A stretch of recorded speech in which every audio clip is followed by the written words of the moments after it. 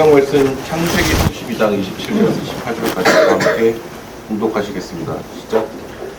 그러자 그 사람이 물었다. 내 이름이 무엇이냐? 야곱입니다 하고 그가 대답하였다.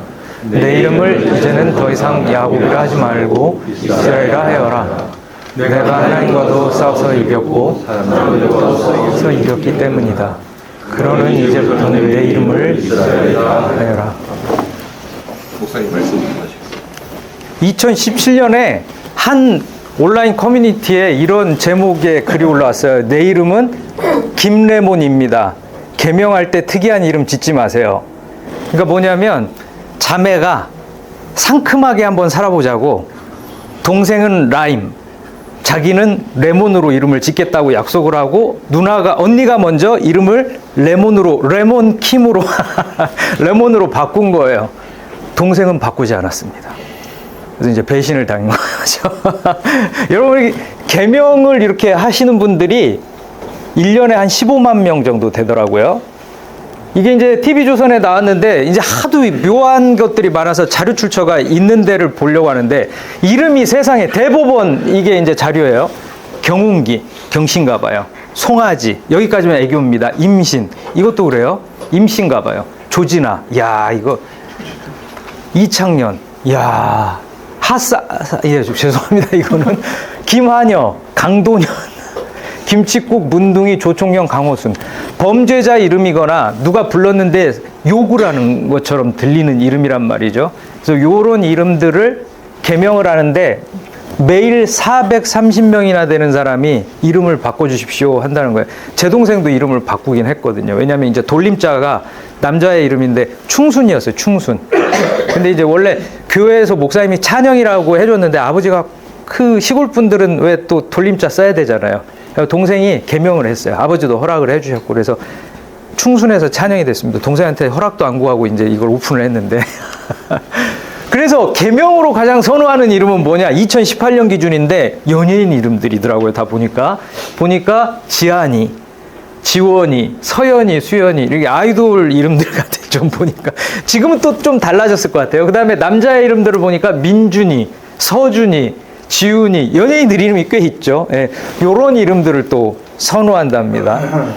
그러니까 이건 좀 약간 된 자료인데 개명 신청 건수가 15만이래요. 지금도 요 정도 되는 것 같아요. 그리고 개명을 하는 이유가 뭐냐? 우리나라는 또 사주를 많이 보시나 봐요.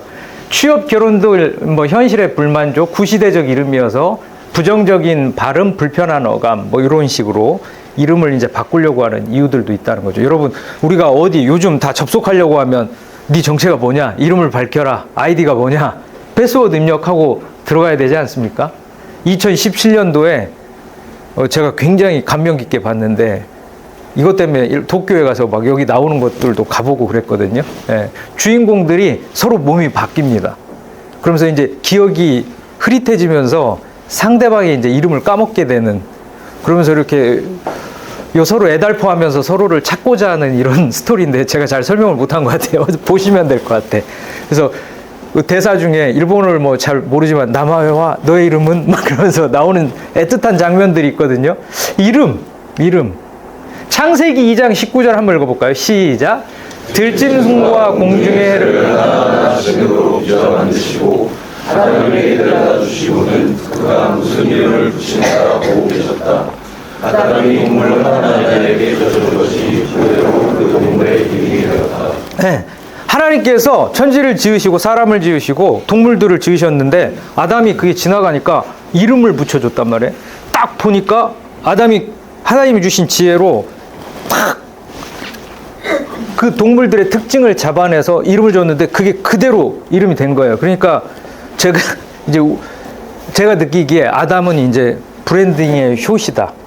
예, 브랜딩을 한 거죠. 아담이 동물들을 보고 그대로 된 거 아닙니까? 누군지 아시죠? 국힙 원탑이라는 말이 있더라고요. 대한민국에서 힙합을 제일 잘하는 사람 윤미래라는 가수입니다. 근데 이 윤미래 씨가 그 사연이 있어요. 사연이 있는데 이 가사를 한번 읽어보겠습니다. 3집 블랙 해피니스 검은 행복이라는 노래인데 유난히 검었던 어릴 적 내 살색 사람들은 손가락질에 내 마미한테, 내 파피는 흑인 미국, 여기저기 수군대 또 이러쿵 저러쿵. 주한 미군인 아버지와 한국인 어머니 사이에서 태어났어요. 그래서 독일과 미국, 한국 여러 군데를 이제 미군이니까 돌아다녔겠죠. 그래서 미국에 있을 때는 또 미국 사람으로 받아들여지지가 않고, 한국에서 또 외국어 학교를 다닐 때는 한국인으로 받아들여지지 않는 상황에서 이 윤미래 씨는 자기의 정체성에 대해서 고민을 좀 많이 했던 것 같아요. 그래서 그거를 자전적으로 이 가사에 녹여낸 거죠. 자전적인 이야기들을. 그 노래를 한번 들어보겠습니다. 유튜브에 보면 윤미래 씨가 고등학생들을 앉혀놓고 이제 노래를 불러줘요. 근데 그 고등학생들이 이 블랙 해피니스를 듣고 엉엉 웁니다. 왜냐하면 자기들도 정체성에 대한 고민이 있으니까 이게 울림이 있나 봐요. 그래가지고 오열을 하더라고. 그러니까 손을 붙잡고 윤미래 씨가 왜 울어? 그러면서 이렇게 하니까 자기가 왕따를 당했는데 라고 하면서 이제 사연들을 얘기를 하는 거예요. 근데 이분도 이제 그런 그 왕따 같은 것들을 당한 거죠. 정체성의 혼란기를 겪은 건데, 여기에 보면 가사 중에 내 눈가에는 항상 눈물이고요. 어렸지만 엄마의 슬픔이 보여. 모든 게 나 때문인 것 같은 죄책감에 하루에도 수십 번씩 넘게 난 내 얼굴을 씻었네. 죄송합니다만 이런 표현을 했죠. 예전에 깜둥이다 라는 표현을 했죠. 그래서 아이들이 놀리고 따돌리고 했던 모양이에요. 하얀 피부를 내 눈물에 녹였네. 까만 피부를 난 속으로 원망해. 그랬는데 여기 보시면 이제 세상이 미워질 때마다 두 눈을 꼭 감아 아빠가 선물해준 음악에 내 혼을 담아. 나중에는 이제 어떻게 됐냐면 아버지가 주한 미군이시면서 이제 미군이었는데 꽤 디제잉을 잘 하는 분이었나 봐요. 몸속에 이제 힙합이 흐르고 있었나 보죠. 그래서 아버지한테 그 음악을 물려받은 거죠. 그리고 지금은 대한민국 콘텐츠가 세계적이지 않습니까? 그러니까 자기가 한국인인 것이 또 자랑스럽다는 거죠. 그래서 이것들을 녹여내서 나는 미국인의 그 미군 아메리칸 그 블랙 아메리칸의 그 음악이 흐르고 있고 또 코리안에 이 자긍심이 있다. 이렇게 또 고백을 하더라고요. 자기의 정체성을 이제 찾아 나간 거죠. 예, 침착맨. 여러분들 유튜브 보세요. 이말년이라는 그 별칭으로도 알려져 있죠. 그래서 웹툰 작가였지 않습니까? 왜 이말년이라는 예명을 지었냐라고 하니까 군대 말년 병장 때 말년이 그렇게 편하더래요. 그래서 내 인생은 말년 같았으면 좋겠다 계속. 예, 오늘따라 굉장히 다들 진지하셔가지고 말년 같았으면 좋겠다. 그래서 이말년이라고 지었다는 거예요. 원래 이름은 이병건이라고 합니다. 예, 이병건. 누구죠? 크리스토퍼 리브이기도 하지만 원래 이 배우의 이름이 이제 나중에 낙마해서 이제 그 휠체어를 타는 어려움을 겪게 되죠. 돌아가셨죠 아마 몇 년 전에. 그리고 근데 우리가 알고 있는 슈퍼맨의 얼굴은 이제 크리스토퍼 리브인데, 근데 이분이 이제 이 슈퍼맨이라는 영화를 찍지 않았습니까? 근데 슈퍼맨도 보면 기자로 일하다가 딱 위기가 발생되면 검은테 안경을 딱 벗고, 근데 나 검은테 안경 벗었다고 못 알아보는 것도 신기한 것 같아요. 그렇죠? 그리고 딱 슈퍼맨으로 변신해서 사람들 도와주잖아요. 또 누구죠? 네, 배트맨이죠. 얘기하셔도 되거든요. 배트맨입니다. 이 사람들이 다 이렇게 원래 자기가 있는데 또 다른 역할들도 하는 거죠. 그래서 요거 마블에 나오는 온갖 캐릭터들도 이 가면을 쓰고 다니면서 원래 자기 직업이 있는데 막 히어로로서 활동을 하지 않습니까? 이걸 우리가 뭐라고 얘기하죠? 페르소나라고 그러죠. 페르소나. 그리스의 디오니소스라는 극장에 저도 갔었습니다. 2014년도에.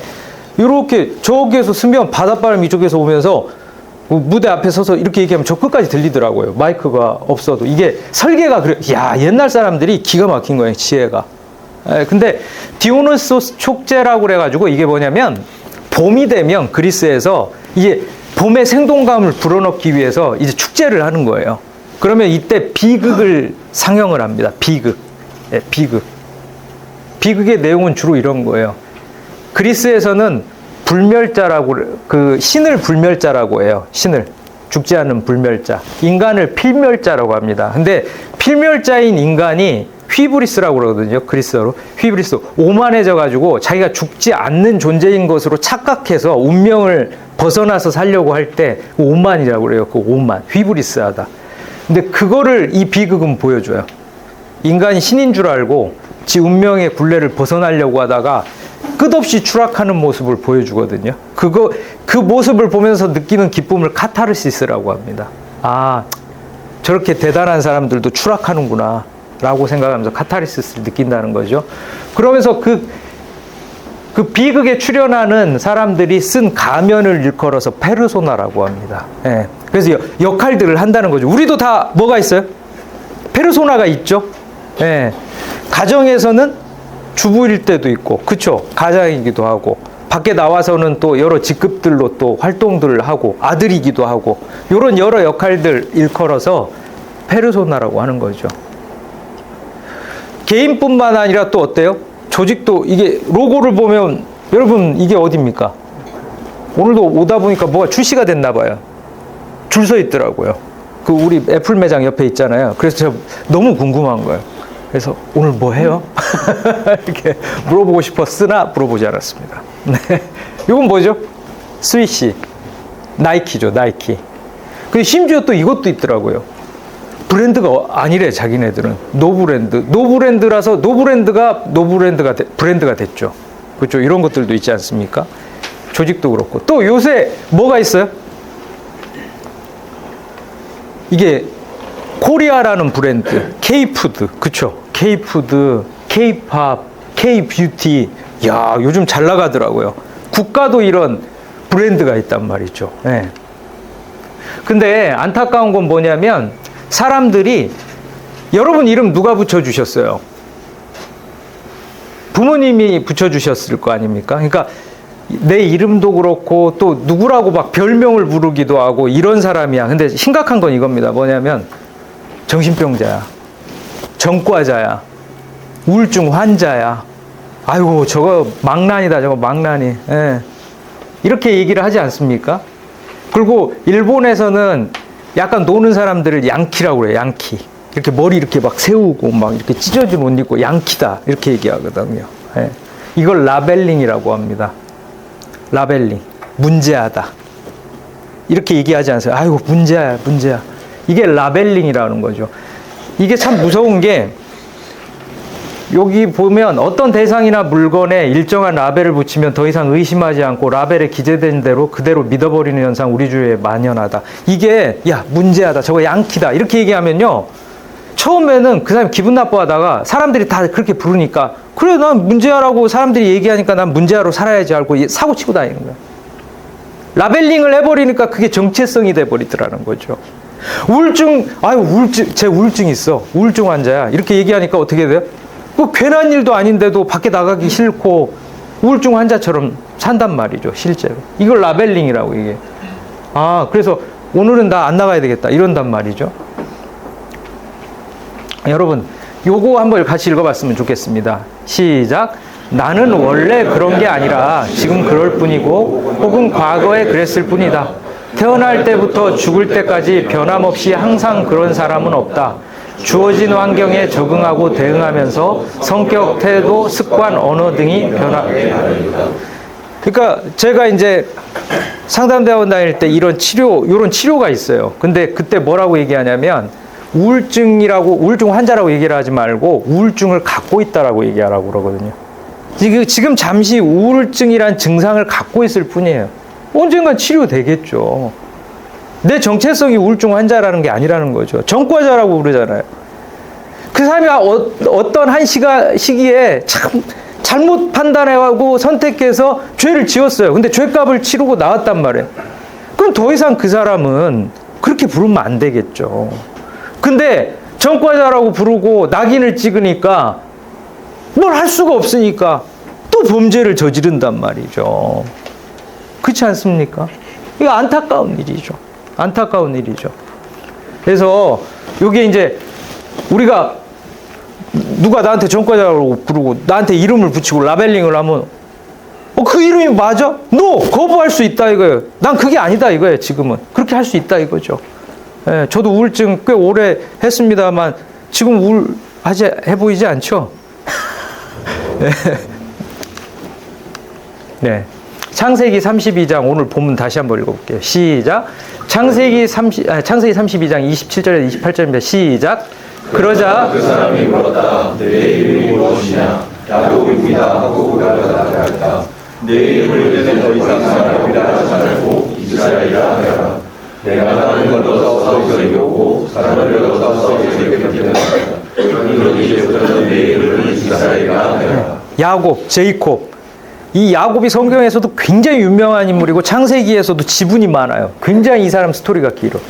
근데 이 사람 태어날 때부터 욕심쟁이인 게 쌍둥이인데 지영이 먼저 나가려고 그러니까 지영 발목을 딱 잡았어요. 그래서 이름이 야곱이에요. 발 뒤꿈치를 잡았다. 그러니까 야, 나보다 먼저 못 나가. 성격이 드러나죠. 그리고 이 사람 인생이 이렇게 경쟁심이 심하다 보니까 거짓말을 많이 하고 살아. 이름이 야곱이에요. 근데 우리나라 말로 하면 속임수 뭐 이 정도 되려나? 최속임수 뭐 이런 식으로 이름을 지금. 이름이 늘 이래. 그러니까 이름을 이렇게 붙여놔서 그런지 경쟁적이고 어떻게든 자기가 원하는 것은 챙겨야 되는 삶을 산 거예요. 근데 처음엔 좋았다라고 생각했는데 여러분 거짓말로 사니까 처음엔 이득을 보는데 나중에 항상 문제가 생기는 거예요. 항상 문제가 생겨. 그래가지고 이 사람이 이제 큰 문제, 진짜 죽을 위기에 자기네 집 식구들이 다 몰살될 위기에 처했어요.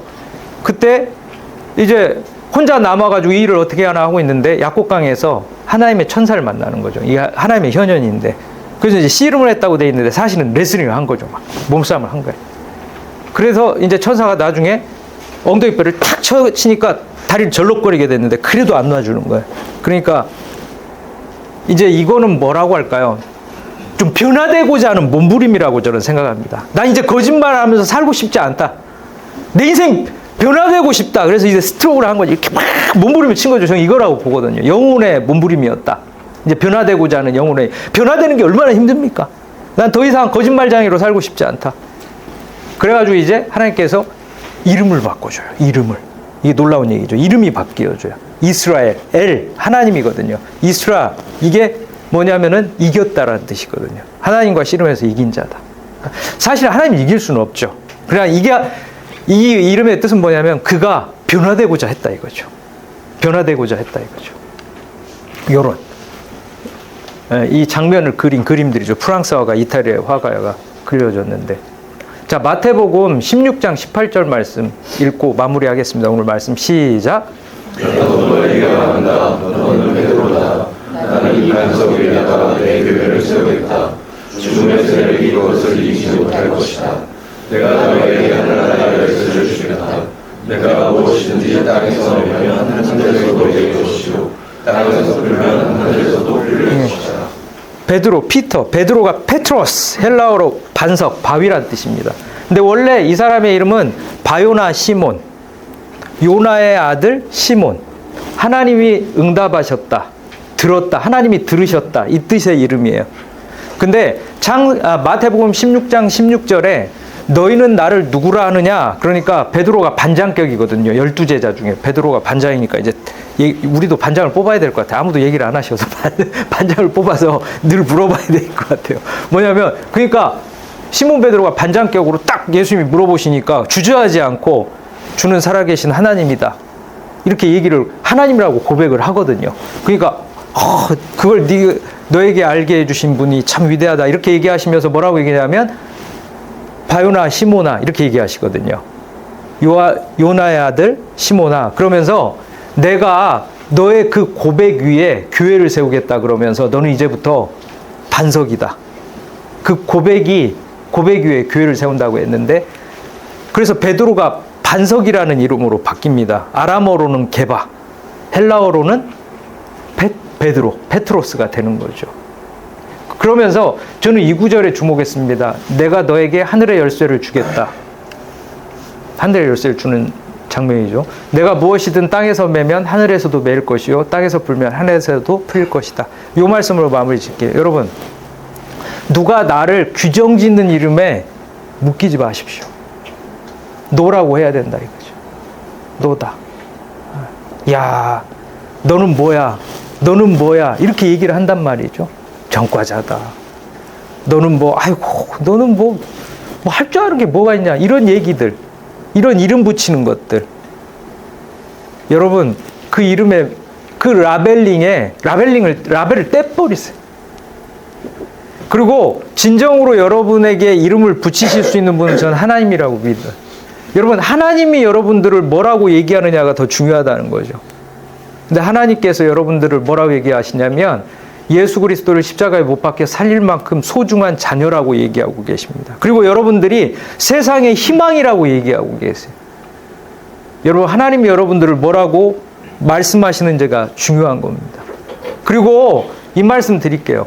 뭐냐면 사람은 일관성을 유지하려고 하는 게 있거든요. 그래서 자기를 이거다라고 생각하는 순간 거기에 맞게 행동하려고 하는 경향이 있어요. 여러분, 이제 여러분들이 2026년에 변화되고자 한다면 여러분들이 스스로 별칭을 한번 붙여보시는 것도 좋을 것 같아요. 제가 요 얘기하고 끝내겠습니다. 제가 2002년도에 사랑의 교회에서 대학부를 맡았는데 대학 사부를 맡았어요. 근데 대학 사부에 갔더니 아이들이 그러더라고요. 뭐냐면 우리 이제 이름을 짓자는 거예요. 우리 그 대학 사부들의 이름을. 근데 이렇게 서로 궁리를 하면서 이제 했거든요. 그랬더니 뭐라고 하냐면, 야, 기가 막히게 드림이라고, 이제 꿈을 가진 아이들 드림이라고 짓자는 거예요. 드림이. 그래서 우리가 대학 사부를 드림이라고 그랬습니다. 그 아이들이 지금 그 꿈을 품고 지금 보면 멋진, 진짜 꿈을 이룬 사람들이 너무너무 많아요. 드림이라고 그러더라고요. 여러분, BTS 팬들을 뭐라고 해야죠? 아미라고 그러더라고요. 그렇지 않습니까? 그 이름을 붙인단 말이에요. 이름을 붙인단 말이에요. 이름을 새롭게 한단 말이죠. 여러분들도 2026년도에 여러분들의 이름을 좀 스스로 마음속에 새롭게 다지는 그런 시간들이 되기를 바랍니다. 예, 같이 기도하겠습니다. 선하신 주님, 오늘 말씀의 주인공인 야곱, 욕심 많은 야곱, 거짓된 야곱, 발꿈치를 잡을 만큼 경쟁심이 심했던 야곱을 하나님께서 이스라엘이라는 이름으로 바꿔주셨습니다. 오늘 하나님, 우리 안에도 이런 여러 가지 모습들이 있습니다. 그러나 사람들이 어떻게 부르건 내가 어떻게 생각하건 하나님께서 우리를 어떻게 보시는가가 더 중요한 줄로 믿습니다. 주님께서 우리를 사랑하는 자녀로 부르시고 정말 핏값을 주고 사실 만큼 소중한 존재라고 말씀하시는 만큼 우리가 그것을, 그 주님께서 우리를 일컬으신 말씀, 이름을 우리 안에 간직하게 하여 주시옵소서. 그리하여 우리가 진정한 우리의 아이덴티티를 정립하고 우리가 사랑받는 자로서, 세상의 희망으로서 우리답게 살아갈 수 있도록 주님 함께하여 주시옵소서. 주 예수 그리스도의 이름으로 기도드리옵나이다. 아멘.